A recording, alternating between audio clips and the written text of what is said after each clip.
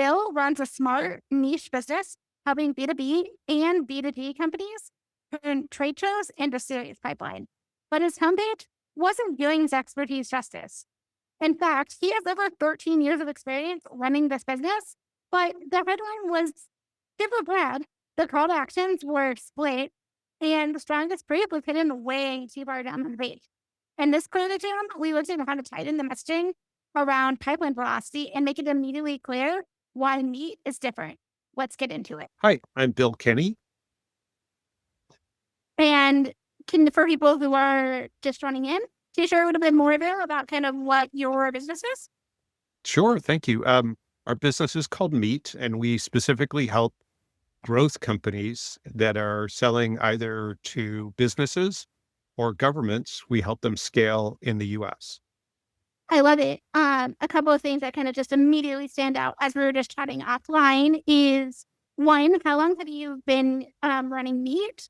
Um, and tell me a little bit about how you got started. Yeah, so we started Meat about 13 years ago. I had for years I had owned businesses and been an exhibitor. I also had an experience as a trade show host. So I got to see how people sort of both took advantage of it and made the most of trade shows. And I got to see really how they, in a lot of ways, kind of wasted money and wasted effort.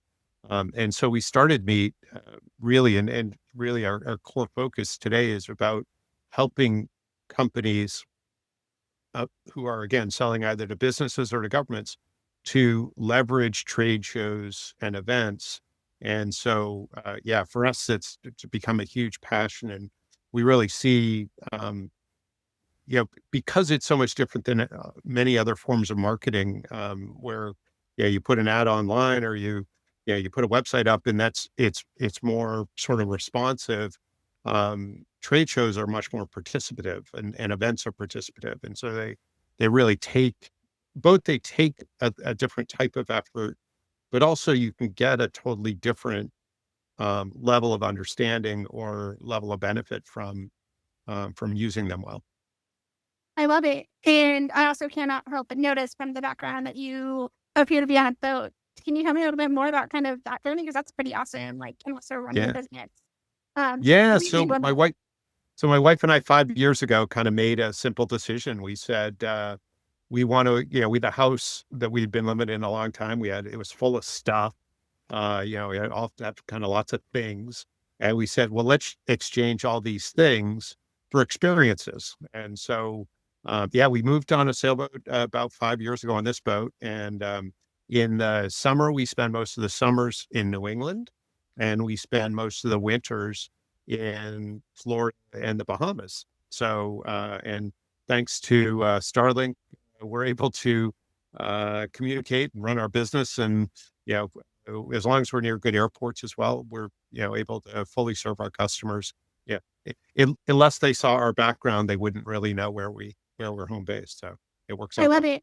How do you feel? What's been the most unique thing about running a business from a sailboat? I've actually had wonderful calls like this interrupted by dolphin chasing fish under the boat. So, and only interrupted because they were having so much fun. They were slapping against the side of the boat as they were turning to chase fish. So, yeah, I mean, they're just, we lived in a house and had an office for a long time. I never once had that happen in my house or office. So, there are just things you get your sort of so close to nature. You get to see so many really cool things. That's so cool. And I'm sure that makes for an incredibly memorable client meeting or an incredibly memorable call with your team. Yeah, exactly. Let me take the computer out and I'll show you the dolphin. It's, chasing fish under the boat. Yeah, no, it's a lot of fun. Yeah, I love it. And it's kind of shifting a little bit back into me. Who was kind of your target kind of customer?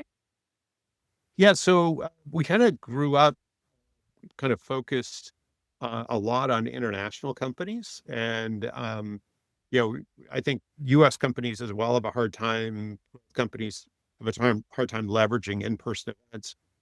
That that challenge is even greater for international companies. Obviously, they're coming in. needing to learn our marketing customs and our sales customs, and there may be language gaps, all those kinds of things.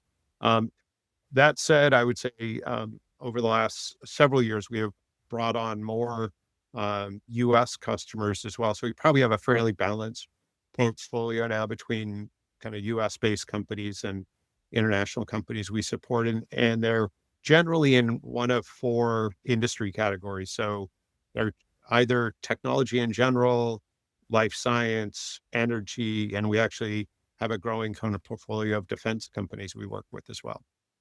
I love it. Do you want to go ahead and pull up your homepage so we can kind of take a deeper dive into Be glad everything? to. Yeah, I'd be glad to. Let's take a look here. Okay, that should be on the screen for you now. I love it. So I kind of see the first thing that immediately stands out to me is concerned about U.S. sales growth. Meet helps B2B and B2G companies scale in the U.S. through trade shows, events, and strategic connections.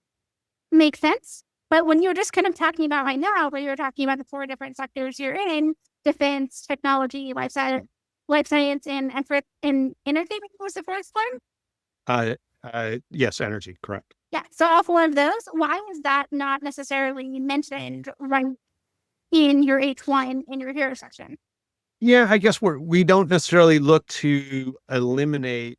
I think as people get into our case studies, they'll see that we've got sort of case studies in those, but we're not necessarily looking to eliminate conversations with companies that aren't necessarily in those four verticals. I think we're already eliminating a pretty good pool by being B2B and B2G focused. And quite frankly, I guess it's been our experience that other than consumer, that techniques don't really change. And so even if we're not the right match for a company, we're very happy to have an initial conversation, a consultation, give them some ideas, no obligation, no charge. So we'd rather have the conversation than not, I guess is probably the best way, because yeah, is where we started, particularly serving international companies first. Most of our clients came to us after they failed a US expansion, which has made us really lean into helping first, worrying about having a commercial relationship later. So we'd much rather kind of give away an hour or two of free consulting and make sure companies are kind of well taken care of. And then kind of secondarily, if we have a commercial relationship, so much the better. Yeah, that makes a ton of sense. And this might be dumb because I'm not necessarily in this particular industry, but B2G is that I know that means selling to governments is not like widely used among your ideal buyers. That is that true? It is, yeah. I think they're pretty familiar with it, and I can certainly understand if it's not if you're not selling to governments. It's most of us just think of B2B and B2C Yeah. as being the kind of primary. But yeah, the government folks certainly know that it's a very unique niche. I mean, it's everything's for the most part either sold direct through kind of RFP and proposal process or through partner relationships, and it's very different than a lot of other kind of forms of sales. Got it. And I like the trade show background photo. I wonder if you can make your H1 stand out a little bit more. Concerns Mm, about your sales growth could literally mean almost anything. It could mm, mean, are you trying to hire SDRs? Are you trying to help people hire AEs? Are you doing sales coaching? Are you actually doing trade shows and events, which is what your business is? See where I'm getting at? Could you be a little sure. bit more specific in Mm. there so that it becomes incredibly obvious? Well, Complemented the photo that you have. it sounds like you have an idea. Yeah. And my is me probing here is there something that you could say instead of concerned about US sales growth, which is vague and can apply to so many different things from sales coaching to SDR work to everything in between? Could you say what is the main outcome from events and trade shows when it comes to sales growth? If I can be a little more specific, because Mm, that will convert 10 times better than a more vague More general. H1. Okay. No, it's a good idea. I think we'd have to probably think about what would make that more specific. Yeah, I guess our tradition has been to use the same headline on our banners Mhm. when we're at events, and what we tend to find, and we do less testing on our website for our H1 than we do on our banners. We'll go to events and actually go with two banners, and in the morning have one headline, and in the afternoon have a different one. And this actually draws prospects much better than any other headline we tested. And with what the normal thing we get with the right people is they get about halfway or three-quarters of the way by the booth, and then they turn in. And our booths are very simple, and because we want to make sure the headline is seen. Um, but yeah, I'm certainly open to ideas. So far in all our testing, this has been drawn the best. So, but if there's another way, That's open to it. a super smart approach anyway of being able to test two different banners for any sort of trade show that you do. When you're talking to people at trade shows and or with your actual customers, what is kind of the number one pain point or kind of that wedge that, is in that turning point where they go from this is interesting to I need to work with me? Yeah, I think when they understand kind of how much money they're spending now, and when you talk to them about the whether it's the quality of companies in their pipeline or the amount of time companies spend in their pipeline, I think then the sort of pain gets revealed that the people that they're meeting, whether it's through their trade shows or any other inbound efforts, um, they're not great matches. And so, how we would define a match would be, if we were going to define a prospect, they have to have a need, they need to have money or budget, and they need to be urgent. They have to have all three of those to be a prospect. So, yeah, when you talk about like this headline, when we think about the pain or what's keeping our buyer awake at night, I mean, again, through our testing, this has been what draws them in, because that it's the thing that's most concerning to them. So, yeah, I would just say that, as we talk to a prospect or somebody in the booth, um, getting some understanding of what they're now spending, and what the results are like, and how what the velocity of their pipeline is. Usually, um, for the right people, they're not real happy with where they are.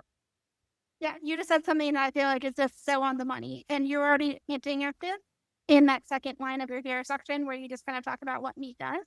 But you basically just said, hey, it's about pipeline velocity. It's, being, creating more urgency, having a better ROI and better matches, better sales pipeline, better pipeline velocity from all of them. Mm, What if you led with that as your H1, where it's like, hey, as opposed to something a little bit more vague, where that's when uh, you're literally just parroting back the yeah, um, pain point that all of your ideal customers are already having, and you're already hearing them talk about this, obviously, on as clients and then at trade shows, and that's really what a great H1 does anyway.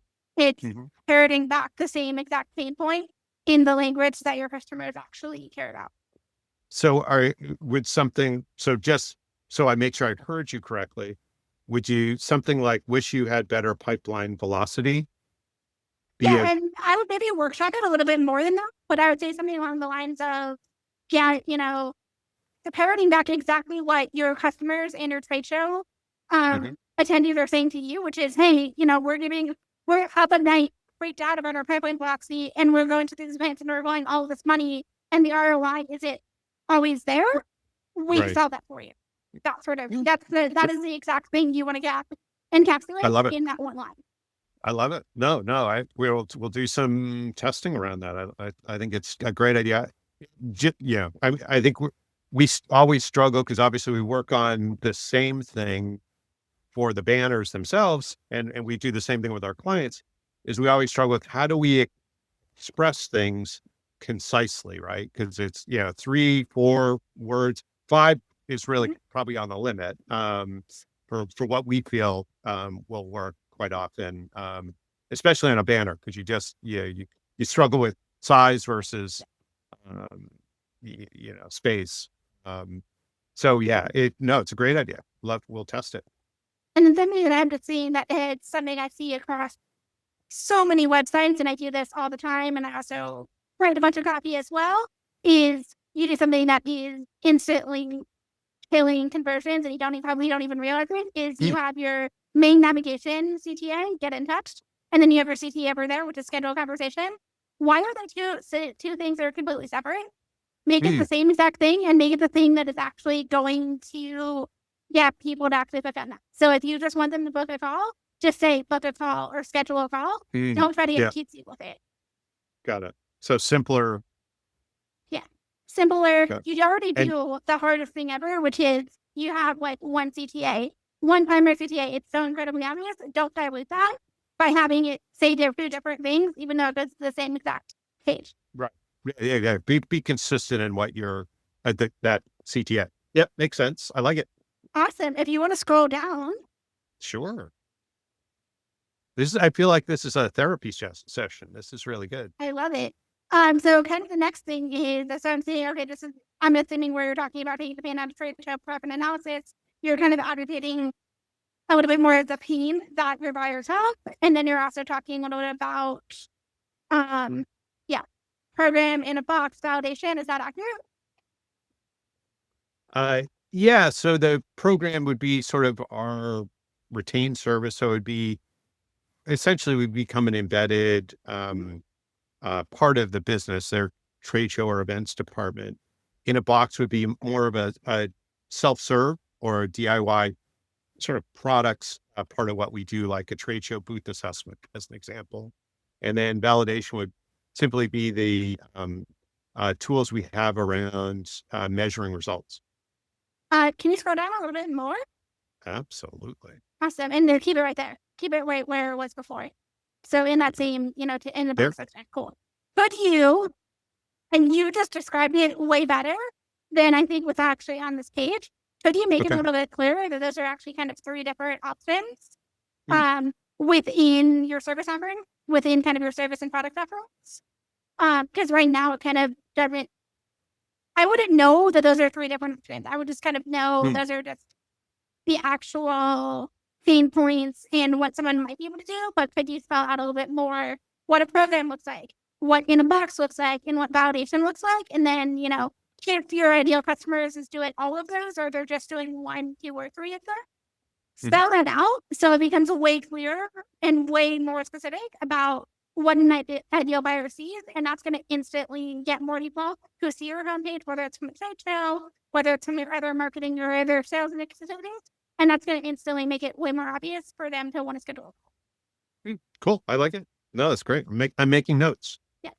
Awesome. And then I kind of see here, add quality prospects to the top of your funnel, join your newsletter. Why is your newsletter here before you show any sort of social proof? And I've already seen at the bottom of your page, you have amazing testimonials. Mhm. Why are you leading with a newsletter that's going to dilute that if you want to Mm. have everyone schedule a call? Gotcha. Okay. Yeah. So you would put this down at the bottom of the page. Yes. Typically Yeah. speaking, if from a conversion standpoint on a homepage, newsletters are great. I love the fact that you're not just saying subscribe to our newsletter, you're actually telling people what they're going to get in terms of Mhm. join our trade show tips. But I would make that be your secondary CTA at the bottom of the page for people who are not Okay. ready. So right Cool. before the footer or in the footer. I like it. Cool. And if you just want to scroll down to the testimonials, see Yep. this time and time and time again. Why are your event testimonials at the very bottom of your page? Why don't you just Mm. there's so many different ways you can go about this, and I'm sure you have tons of logos. One of the ways that you see this particularly on B2B side is you just have that row of logos within at the bottom of your hero section to just instantly signal, hey, you've been around for 14 years. We know what we're doing. We have a ton of really happy customers. Or you can literally make your flagship best testimonial or your best case study, put that right below your hero section, and then you just have Mm. your testimonials below it. There are so many different ways you can do it, but like right now, these are buried at the bottom of your page and nobody knows. So you're saying sort of have maybe a featured testimonial and probably rotate them, but have it more up, maybe just under there. Yeah, just under the hero section, you can Got it. have it be a testimonial and have it be your flagship case study, a row of logos, just to Yep. say, not immediately.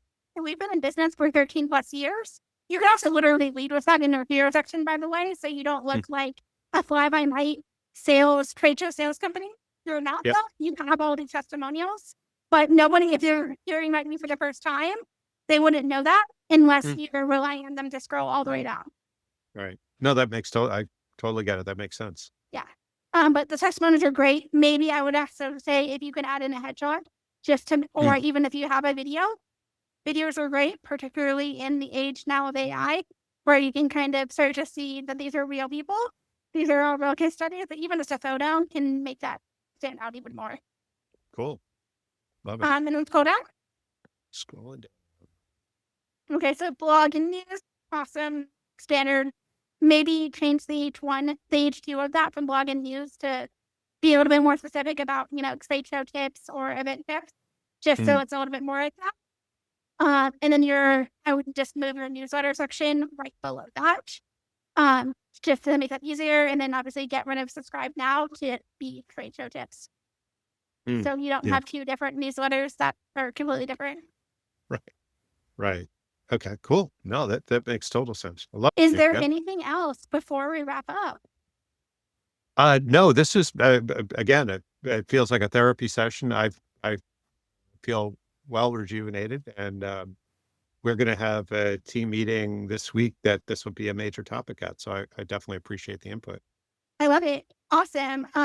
Thank you again for jumping on and doing a clarity jam with me. My pleasure. Thank you, Jessica.